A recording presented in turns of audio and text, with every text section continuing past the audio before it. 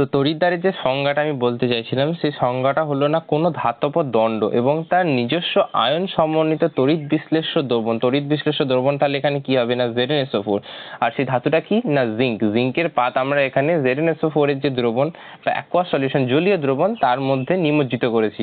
তাহলে টোটাল সংজ্ঞাটা আমি একবার পড়ে দিই যে কোনো ধাতব দণ্ড ও নিজস্ব আয়ন সমন্বিত তড়িৎ বিশ্লেষ্য দ্রবণের সংস্পর্শে আসার ফলে যদি জারণ বা বিজারণ প্রক্রিয়া সংঘটিত হয় তবে ওই ধাতব পদার্থের পৃষ্ঠতল ও দ্রবণের সংযোগস্থলে দুই বিপরীত আধানজনিত দ্বিস্তর গঠনের মাধ্যমে যে তড়িৎ বিভবের সৃষ্টি হয় তাকে তড়িৎদ্বার বিভব বলা হয়। এবার আমি ঘটনাটা এক্সপ্লেন করি। না দেখো এখানে জারণ বা বিজারণ যা খুশি হতে পারে। আমি একটা কথা উল্লেখ করলাম যে আমরা একটা তালিকা পাবো, সেই তালিকায় হাইড্রোজেনকে আমরা যদি ইনিশিয়াল বা প্রাথমিক মৌল হিসাবে ধরি যা জারণ বা বিজারণ কোনোটাই করে না, তাহলে সেই হাইড্রোজেনের উপরবর্তী যতগুলি মৌল থাকবে সেই মৌলগুলি যেখানে জিঙ্ক কিন্তু অ্যাভেলেবেল, সেই পদার্থগুলি বা ধাতুগুলি কি করবে না জারিত হবে এবং তার নিচে যতগুলি এলিমেন্ট আমরা দেখতে পাবো সেই এলিমেন্টগুলি কি হবে না বিজারিত হবে। তো জারণ বিজারণটা সেই তালিকা দেখলে আমরা বুঝতে পারবো যে কোনটা কিভাবে হয়ে থাকে, জারণ হয় না বিজারণ হয়। তো জারণ বিজারণের ফলে যেটা হবে সেটা হচ্ছে গিয়ে ইলেকট্রন এবং তৈরি আয়ন, অর্থাৎ এই যে ধাতু থেকে Zn বেরিয়ে গেল, Zn++ আয়ন তৈরি হলো এবং দুটো করে ইলেকট্রন ছাড়লো। তা এর ফলে একটা দ্বিস্তরীয় গঠন তৈরি হবে। দ্বিস্তরীয় গঠন মানে এই পাতের ওপরে মাইনাস চার্জের গঠন আসবে এবং এইখানে অর্থাৎ এই দ্রবণের মধ্যে এই পাতের আশেপাশে আরেকটা স্তর তৈরি হবে, কার না Zn2+ এর একটা স্তর তৈরি হবে, যেটা কিনা এই ধাতু থেকে বেরিয়ে এক্সট্রা আইটেম বা এক্সট্রা আয়ন হিসাবে এখানে রয়ে গেছে। তার ফলে এগুলো কি হচ্ছে না ওইখানেই ভাসছে এবং এর ফলে কি হবে না Zn এক ধরনের নতুন বিভব তৈরি হবে এবং এখানে মাইনাস ই চার্জগুলোর ক্ষেত্রে আরো বিভব তৈরি হবে এবং এই দুটোর মধ্যে একটা পোটেনশিয়াল ডিফারেন্স তৈরি হবে বা তড়িৎ বিভবের সৃষ্টি হবে। তাহলে আমরা সবাই বুঝতে পারছি যে এখানে মাইনাস চার্জগুলো যখন এই পৃষ্ঠে আটকে পড়ছে বা পৃষ্ঠেই অবস্থান করছে, তখন বাকি এই যে Zn2++ যেগুলো দ্রবণে রয়েছে সেগুলো কি করছে না ধাতুটার ক্ষয় ঘটাচ্ছে। ধাতুটার ক্ষয় ঘটানোর ফলে ধাতুটা কি হবে না ধীরে ধীরে ওজনে হ্রাস পাবে, ঠিক আছে।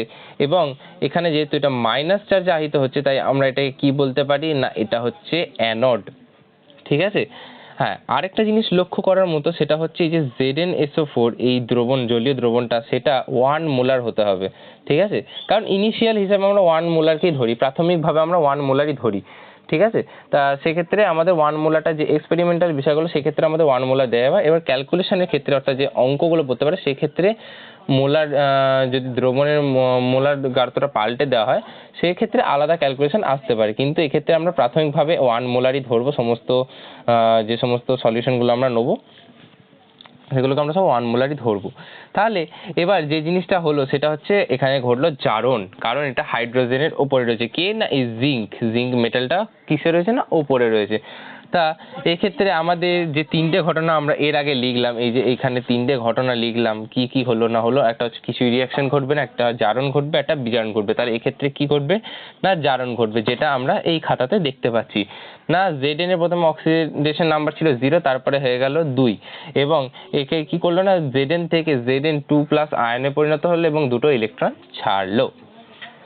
তাহলে এটাকে আমরা চিহ্নিত কিভাবে করব না, এটা একটা টেকনিক্যাল টার্ম হিসাবে কিভাবে ব্যবহার করব না, এটাকে একটা টেকনিক্যাল টার্ম হিসাবে ব্যবহার করতে গেলে আমরা এখানে দেখতে পাচ্ছি লেখা রয়েছে E0 অক্সিডেশন পোটেনশিয়াল বা E0 SOP।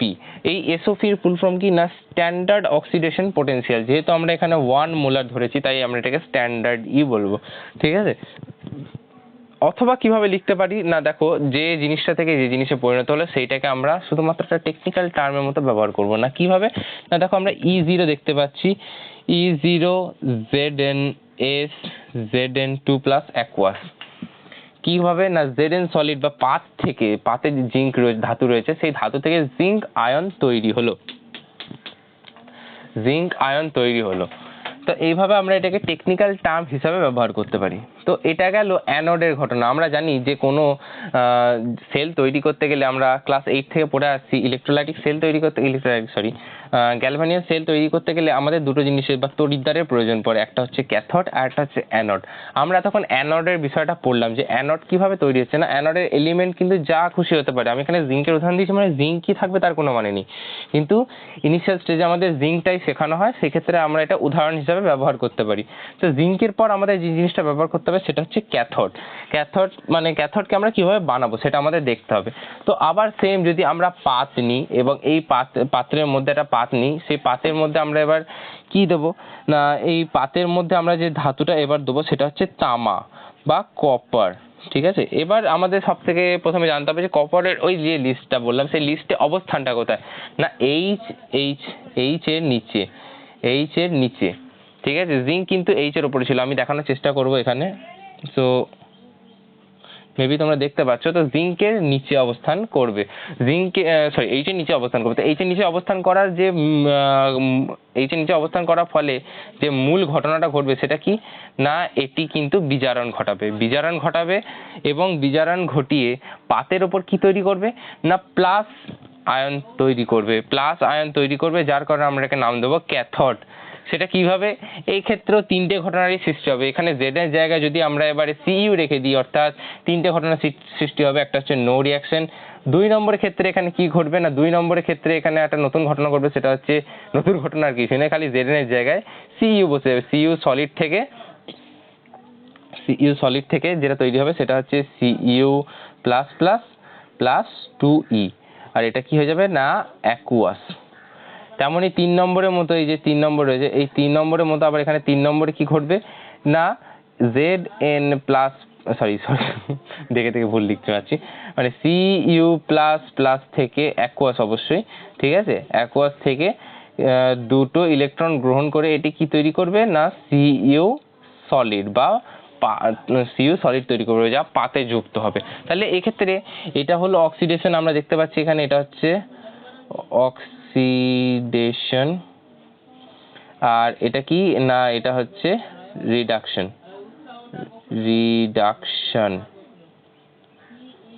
এটা হচ্ছে রিডাকশন। তো এক্ষেত্রে আমরা যেটা বললাম যে এইচ এর নিচে যদি থাকে এলিমেন্ট, সেটা কি করবে না রিডাকশন করবে, এইচ এর উপরে থাকলে সেটা কি করবে না অক্সিডেশন করবে। তা এক্ষেত্রে কপারটা যেহেতু এইচ এর নিচে রয়েছে, তাহলে এটা আমরা রিডাকশন বিক্রিয়া হিসেবে কাজ করবে। যেমন আমরা ওই তড়িৎদ্বার বিভবের সংজ্ঞায় পড়লাম যে জারণ বা বিজারণ যেটাই ঘটবে, যে প্রক্রিয়া সংঘটিত হোক, যে কোনো একটা হবে। তাহলে এক্ষেত্রে আমরা দেখতে পাচ্ছি এখানে দেখো, আবার আমরা খুব ভালো করে দেখতে পাচ্ছি যে একটা পাত্র রয়েছে, সেই পাত্রের মধ্যে একটা পাত নিমজ্জিত করা হয়েছে, যেটা কিনা কপারের। দেখো সব ক্ষেত্রে কিন্তু একটা করে তার রয়েছে, এই তারের ব্যবহারটা আমরা পরে বলছি। তো এই পাতটা যে রয়েছে, এই পাতটার মধ্যে দেখো কি রয়েছে না CuSO4, অর্থাৎ কপার সালফেটের জলীয় দ্রবণ, যেটা কিন্তু 1 মোলার। এই 1 মোলার বিষয়টা মাথায় রাখবে, ঠিক আছে। তো যেটা হচ্ছে 1 মোলার। তো এই সলিউশন থেকে CuSO4 থেকে কি আসবে না Cu++ এবং SO4- বা Cu2+ এবং SO4 2-। তো এক্ষেত্রে এই যে দ্রবণে Cu++ এবং SO4- রয়েছে, আমরা দেখলাম যে বিজারণ ঘটছে। তাহলে Cu++ কোথায় অ্যাভেলেবেল থাকবে, কারণ পাতে তো শুধু Cu থাকবে, যেটা সলিড রূপে অবস্থান করছে, এবং জলীয় দ্রবণে Cu++ আয়ন থাকবে। এক্ষেত্রে যেমন পাত থেকে Zn ভেঙে গিয়ে Zn++ তৈরি হয়েছিল, এক্ষেত্রে কি হবে না মুক্ত যে Cu++ গুলো দ্রবণে উপস্থিত রয়েছে, সেগুলো ধাতুতে পরিণত হবে।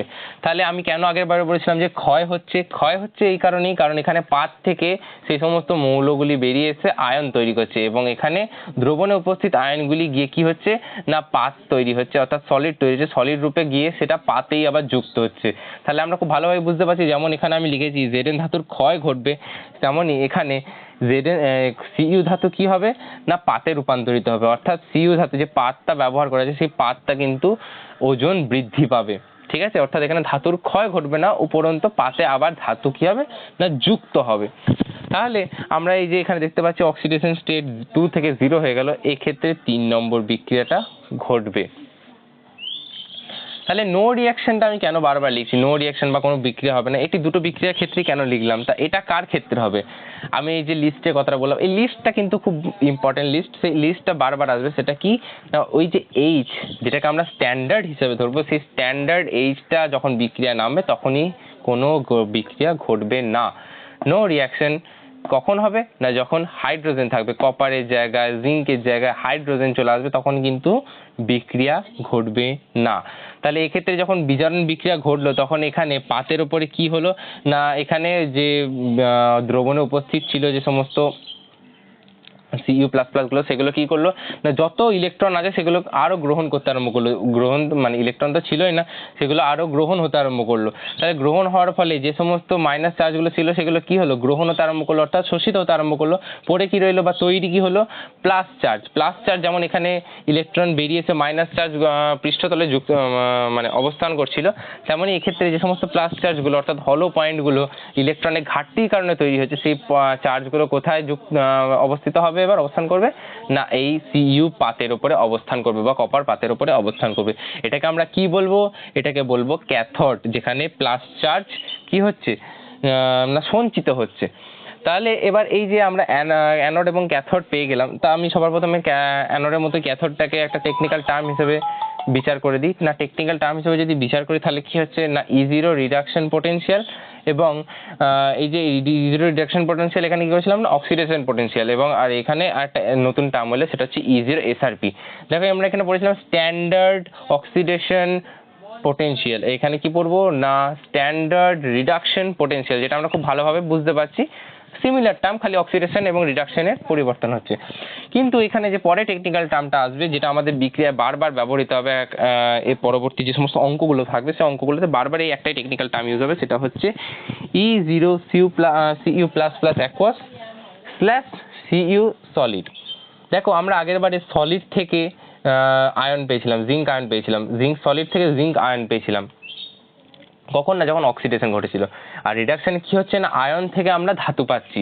তাহলে এক্ষেত্রে টার্মটা বুঝতে পারছো, এই যেমন ঠিক এখানে এই যে রিডাকশন এবং অক্সিডেশনের মানে বিক্রিয়া দুটো সম্পূর্ণ উল্টো, ঠিক এখানেও কিন্তু তাই।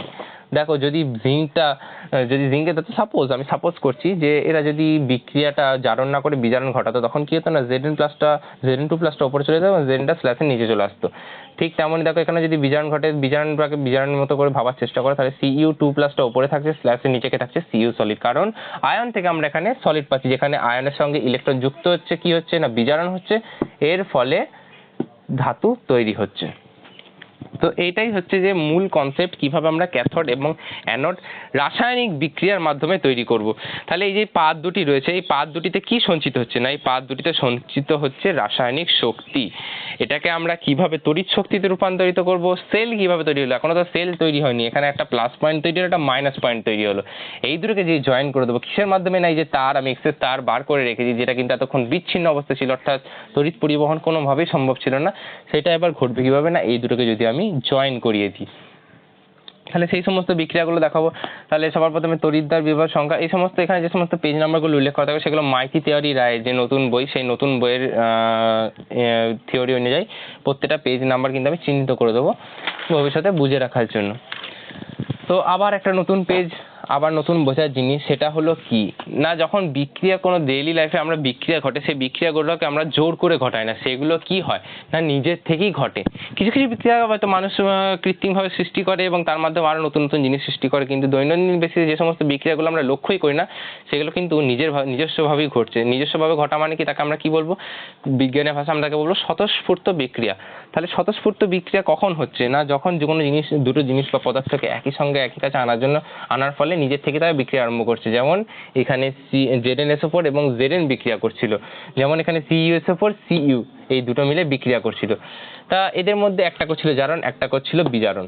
তাহলে এই যে জারণ ঘটলো ZnSO4 এর সঙ্গে Zn যুক্ত করার ফলে এবং CuSO4 এর সঙ্গে Cu ঘটানোর ফলে বিজারণ ঘটলো, এগুলো এই যে জারণ এবং বিজারণ এগুলো কি না স্পন্টিনিয়াস বা স্বতঃস্ফূর্ত বিক্রিয়া। তাহলে স্বতঃস্ফূর্ত বিক্রিয়া কখন ঘটবে না নিজের থেকে যদি কোনো কাজ তারা করে ফেলে বা বিক্রিয়াটা ঘটিয়ে ফেলে, সেক্ষেত্রে জারণ হতে পারে বিজারণ হতে পারে। কিন্তু এবার যে মেইন জিনিস সেটা হচ্ছে যে অক্সিডেশন ঘটলো Zn এর, তাহলে কি রিডাকশন ঘটবে না? অবশ্যই ঘটতে পারে, কিন্তু সেটা স্বতঃস্ফূর্ত হবে না, অর্থাৎ নিজের থেকে ঘটবে না, সেটা আমাদের কি করতে হবে না ঘটাতে হবে বা আমাদের একটা আর্টিফিশিয়াল পাওয়ার লাগাতে হবে। সেক্ষেত্রে আমরা কি করতে পারবো, তখন রিডাকশন করতে পারবো। যদি আমরা Zn এর উদাহরণটা নিই তাহলে এক্ষেত্রে তো নিজস্বভাবে স্পন্টিনিয়াস ভাবে আমরা দেখতে পাচ্ছি এখানে লেখাই রয়েছে স্পন্টিনিয়াস ভাবে কি ঘটবে না স্ট্যান্ডার্ড অক্সিডেশন পোটেনশিয়াল তৈরি হবে বা অক্সিডেশন ঘটবে। অর্থাৎ এই যে টেকনিক্যাল টার্ম আমরা পড়লাম E0 Zn solid slash Zn2 plus aqueous, এক্ষেত্রে আমাদের স্পন্টিনিয়াস বিক্রিয়া কোনটা, এই যে অক্সিডেশনটা ঘটছে, এবং নন স্পন্টিনিয়াস বা অস্বতঃস্ফূর্ত যেটা কৃত্রিমভাবে ঘটাতে পারবো আমরা কিন্তু রেগুলারলি ঘটবে না, সেটা কি না রিডাকশন বিক্রিয়াটা বা বিজারণ বিক্রিয়াটা, সেটা আমরা নন স্পন্টিনিয়াস হিসেবে চিহ্নিত করেছি। দেখো নিচে কিন্তু আমি কপারটাকেও উদাহরণ হিসেবে লাগিয়ে রেখেছি, সেই লাগানোর কারণটা আমি বলে দিচ্ছি। দেখো Cu2 প্লাস এবং প্লাস 2E রয়েছে এবং Cu সলিড তৈরি হয়েছে, এটা কি স্পন্টিনিউয়াস, কারণ এটা কিন্তু কপারের ক্ষেত্রে আমরা জানি যে বিজারণই ঘটবে, তালিকার কথা মাথায় রাখতে বললাম ওই একটাই কারণ, এবং এক্ষেত্রে কিন্তু বিজারণ ঘটবে। তাহলে বিজারণ ঘটার ফলে বিজারণটা কি হয়ে যাবে না স্পন্টিনিউয়াস হয়ে যাবে, এবং এই স্পন্টিনিউয়াস হওয়ার পরে যে সমস্ত শক্তি বা ভুল বলছি, যেটা পোটেনশিয়াল ডিফারেন্স তৈরি হচ্ছিল, সেই যে লেয়ার দুটো তৈরি হলো, লেয়ার দুটোর মধ্যে যে পোটেনশিয়াল ডিফারেন্সটা তৈরি হলো, সেইটা প্লাস এবং মাইনাস রূপে আমাদের সামনে আসবে। প্লাস এবং মাইনাস এই চিহ্নগুলো কি ডিনোট করবে না, প্লাস চিহ্ন ডিনোট করবে স্বতঃস্ফূর্ত বিক্রিয়াকে এবং মাইনাস চিহ্ন ডিনোট করবে নন স্পন্টিনিউয়াস বা অস্বতঃস্ফূর্ত বিক্রিয়াকে। আর এক্ষেত্রে আমরা দেখতে পাচ্ছি যেটা স্পন্টিনিউয়াস অর্থাৎ নিজে থেকে ঘটছে, জিঙ্কের ক্ষেত্রে জারণ, সেটা কিন্তু স্বতঃস্ফূর্ত, সেই কারণে আমরা এখানে লিখেছি প্লাস 0.76 ভোল্ট। যে পোটেনশিয়াল ডিফারেন্সটা তৈরি হলো এই যে দুটো লেয়ার, একটা হচ্ছে এক্সেস Zn প্লাস প্লাস এবং সেই পাতের উপরি পৃষ্ঠে অবস্থিত মাইনাস আয়নগুলির মধ্যে যে পোটেনশিয়াল ডিফারেন্সটা তৈরি হলো সেটা কত, প্লাস 0.76 ভোল্ট। এরপর একটা জিনিস দেখার মতো যে এখানে প্লাস রিডাকশন এবং অক্সিডেশন দুই ক্ষেত্রেই কিন্তু যে পোটেনশিয়াল ডিফারেন্স সেটা একই তৈরি হবে, পার্থক্য কিসে না নোটেশনে বা চিহ্ন ব্যবহারের ক্ষেত্রে, একটা ক্ষেত্রে প্লাস হবে আর একটা ক্ষেত্রে কি হবে না মাইনাস। তাহলে মাইনাস কখন হলো, যখন আমরা বললাম এটি নন স্পন্টিনিউয়াস বিক্রিয়া বা অস্বতঃস্ফূর্ত বিক্রিয়া। আমরা এখানে দেখতে পাচ্ছি মাইনাস চিহ্ন আমি লিখেও রেখেছি, প্লাস চিহ্ন স্বতঃস্ফূর্ত বিক্রিয়াকে চিহ্নিত করে আর মাইনাস চিহ্ন বা নেগেটিভ সাইন অস্বতঃস্ফূর্ত বিক্রিয়াকে চিহ্নিত করে। তাহলে আমরা দেখো যেখানে বললাম যে মান পরিবর্তিত হচ্ছে না, এখানে প্লাস 0.76 এখানে মাইনাস 0.76 ভোল্ট, এটা কি এটা হচ্ছে রিডাকশন বা নন স্পন্টিনিউয়াস, এটা হচ্ছে অক্সিডেশন বা স্পন্টিনিউয়াস, ঠিক আছে জিঙ্কের ক্ষেত্রে। তাহলে আমরা একটা নতুন সূত্র পেতে পারি না যে E0 oxidation equals to minus E reduction. স্বাভাবিকভাবে এর যা মান রয়েছে তার মাইনাস চিহ্ন সমন্বিত যে মানটা সেটা আমরা কোথা থেকে পাবো না রিডাকশনে পাবো, অর্থাৎ বিক্রিয়াটাকে যদি আমরা বিপরীত করে দিই সেক্ষেত্রে মানের পরিবর্তন হবে না, পরিবর্তন কিসের হবে চিহ্নের হবে, পরিবর্তন কিসের হবে প্রক্রিয়াটার পরিবর্তন হবে। তাহলে সূত্রটা আমরা এইভাবে প্রণয়ন অবশ্যই করতে পারি। এবং কপারের ক্ষেত্রেও শুধুমাত্র একটা জিনিস উল্টে যাবে, সেটা হচ্ছে রিডাকশনের জায়গায় এখানে অক্সিডেশনের জায়গায় রিডাকশন বসে গেছে আর রিডাকশনের জায়গায় অক্সিজেন বসে গেছে, আর এখানে E0 reduction equals to E0 oxidation হয়ে গেছে। তাহলে এটা খুবই সিম্পল জিনিস, বোঝার তেমন বিষয় না, যে স্বাভাবিকভাবে এগুলো আমরা আগেও করে এসেছি, সেখানে হয়তো তো ডিটেলে পড়িনি কিন্তু এখানে ডিটেলে পড়ছি। এবং চার্জ বলা ভুল, যে সমস্ত পোটেনশিয়াল ডিফারেন্সগুলো রয়েছে সেইগুলো কিন্তু মেটাল টু মেটাল বা ধাতু থেকে ধাতুতে কিন্তু ভ্যারি করবে বা পরিবর্তন হতে থাকবে। যেমন এখানে দেখো আমরা জিঙ্কের ক্ষেত্রে পোটেনশিয়াল ডিফারেন্স কত পেলাম না 7.76, আর এক্ষেত্রে আমরা কত পাবো না 0.34 ভোল্ট। এখানে দেখো বিক্রিয়ার ক্ষেত্রে বিজারণটা যেটা, সেই বিজারণটা হচ্ছে স্বতঃস্ফূর্ত, কাজে আমরা এখানে 0.34 ভোল্ট প্লাস পেলাম, যেখানে এখানে রিডাকশন কিন্তু মাইনাসে হয়েছিল, আর রিডাকশন যে পোটেনশিয়াল রয়েছে সেটা মাইনাসে মান এসেছিল, এবং এক্ষেত্রে যে জারণ ঘটলো সেই জারণে কিন্তু মাইনাসে মান আসবে, কারণ কি এটা হচ্ছে অস্বতঃস্ফূর্ত বা নন স্পন্টিনিউয়াস, যেটা জিঙ্কের ক্ষেত্রে পজিটিভ ছিল বা স্পন্টিনিউয়াস ছিল। কাজে এই জিনিসটা আমরা বুঝতে পারলাম। তা এবার কি করতে হবে না, আমরা এবার সেল বানাতে গেলে আমরা এই যে পরবর্তী যে সমস্ত প্রক্রিয়াগুলো খাতায় লেখা রয়েছে সেইগুলোর ক্ষেত্রে এবার আমরা সেল বানাবো, কিভাবে বল।